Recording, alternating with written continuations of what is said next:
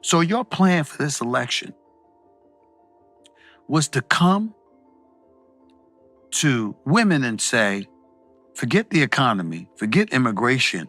Roe v. Wade was overturned. It's now a states' right issue as opposed to a federal issue. And you thought that was going to be enough?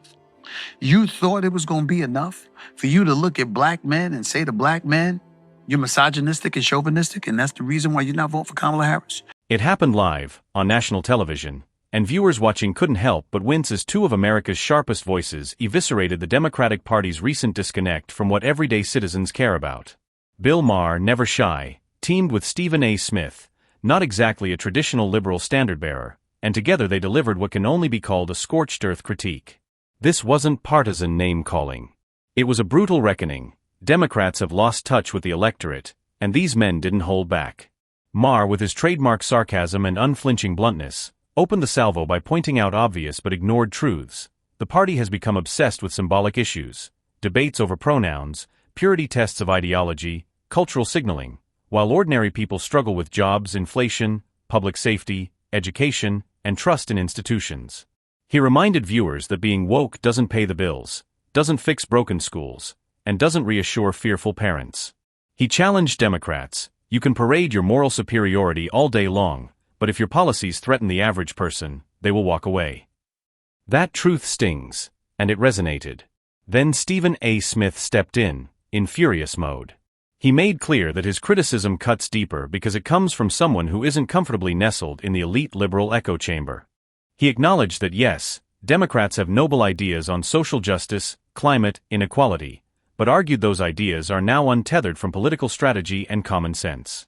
He slammed the party for chasing fringe issues that excite their activist base but repel the persuadable middle. He said voters are tired of a party that seems to reward spectacle over governance. He didn't use polite metaphors. He labeled it hypocrisy, political vanity, betrayal of purpose. At points the tension was electric. Maher and Smith drew line after line. You can't win elections by shaming people, Smith yelled. You can't talk about justice while ignoring crime in your own cities. Maher added, you can't debate identity all day while your infrastructure crumbles. They hammered that principles without practical pathways become dogmatic preaching, and preaching does not inspire voters, it alienates them. But their real weapon was truth.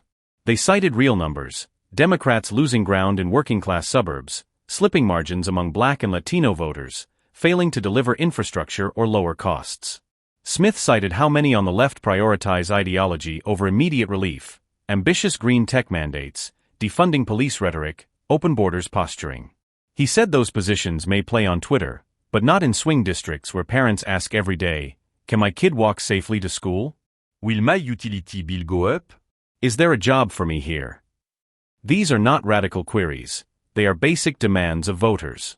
Maher also exposed a tragic irony. The Democratic Party's greatest strength, its moral and compassionate identity, is undermined if it can't demonstrate competence. He warned that caring about the disadvantaged means nothing if voters don't trust you to manage roads, taxes, healthcare, or security. He pointed out the political left's consistent mistake, assuming high moral purpose excuses poor execution. But voters do not forgive broken promises or endless complexity. They want clarity, results, and leaders who understand their lives. Smith, unleashing his full rhetorical force, turned to accountability. Where are your champions? Who in your party is at ground level? Who talks about everyday struggle? Who says, I see your gas bill, I see your school's failures? We hear more virtue signaling than problem solving. He demanded names, actions, deliverables, not just speeches. He taunted, you can't just pass bills full of clauses nobody reads, then pretend you're heroes. People read the utility bill. They read the tax notice. They feel inflation and housing pressure. This party had better wake up. Some watching might recoil, thinking these are harsh words from outsiders. But that is precisely the potency. Maher and Smith don't owe blind loyalty to a party line. They stand at the crossroads of media influence and moral judgment. When they speak this way, it forces confrontation. In that sense, they're giving Democrats a gift, the chance to see themselves through outsiders' eyes, to confront the gap between ideals and impact. What made the exchange even more compelling was that both acknowledged complexities and conceded missteps. Maher admitted that politics has always involved trade-offs, and not every crusade can be winning. Smith acknowledged that no party is perfect, that some democratic objectives truly reflect urgent justice. But their core points stood: when electorate priorities shift, when voters feel ignored or lectured, parties that refuse to listen pay for it. And right now, that price is evident. They also noted a structural flaw: the Democratic base has gradually migrated to ideological extremes, while the party machinery, fundraising, institutions remain rooted in conventional power centers. As a result, political messaging is fractured. The left wing pushes maximalist demands, moderates wrestle for pragmatism, the center is left unspoken. Voters see contradictions and indecision. Maher asked, "Which you hear? Which side do you represent?" That question hung heavy in the studio air. By the close, Maher and Smith drove home the existential warning: if Democrats don't physically reconnect, with door-knocking, listening sessions, local engagement, they'll be hollow. You can't win elections from Twitter discourse alone. Smith challenged, "Show me the candidate who listens more than lectures."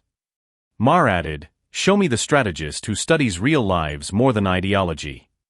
They demanded humility, that the party look in the mirror, accept failure, pivot where necessary.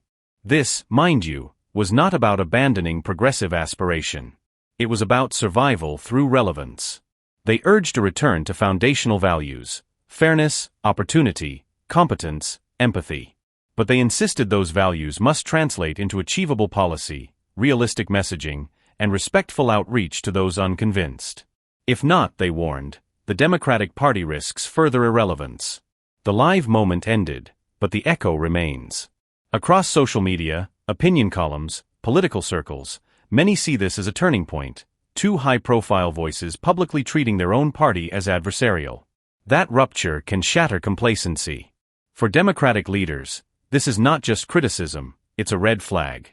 Because if Maher and Smith are pointing it out, the rest of the country has already seen it.